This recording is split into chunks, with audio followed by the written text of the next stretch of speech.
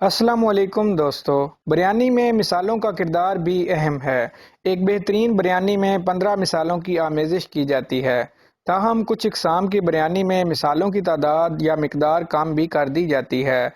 مزید معلومات کے لیے ہمارے ساتھ جڑے رہیے اور ویڈیو کو اینڈ تک دیکھیے۔ اگر آپ ہمارے چینل پر نئے ہیں تو پلیز ہمارے چینل کو سبسکرائب کریں، ویڈیو کو لائک کریں اور بیل آئیکن کو ضرور پریس کریں تاکہ ہماری آنے والی ہر نئی معلوماتی ویڈیو کا نوٹیفیکیشن آپ تک بروقت پہنچ سکے۔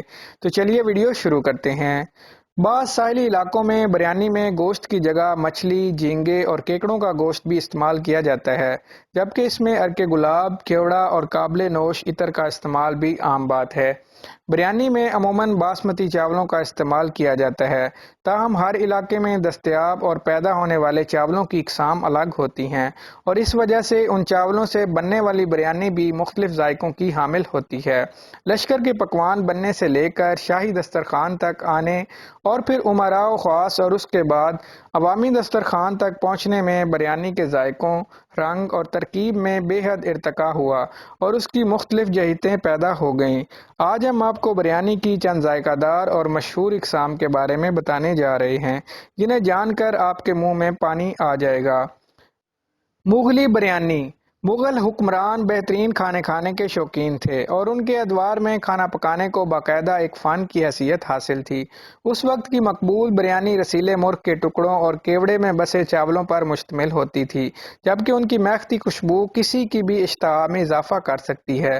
حیدرآبادی بریانی۔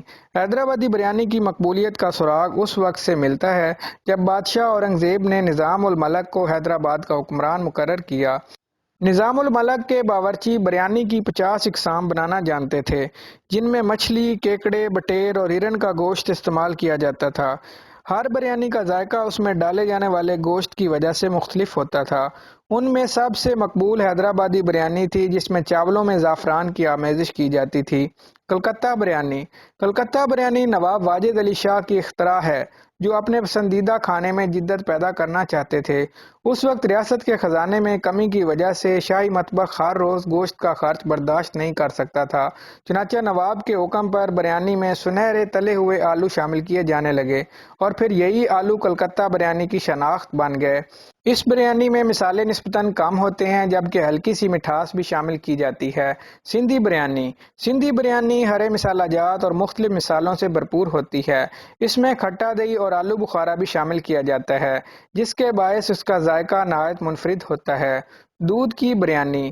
دودھ کی بریانی بھی حیدرآباد کا تحفہ ہے۔ ملائی والے دودھ میں بنے ہوئے خشک میوہ جات اور خوشبودار مصالحے اس بریانی کو نہایت ذائقہ دار بنا دیتے ہیں۔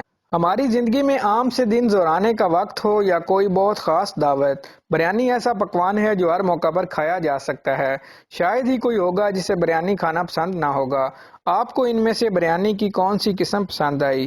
کمنٹ سیکشن میں ضرور بتائیں۔ اگر آپ کو ہماری یہ ویڈیو اچھی لگے تو ہمارے چینل کو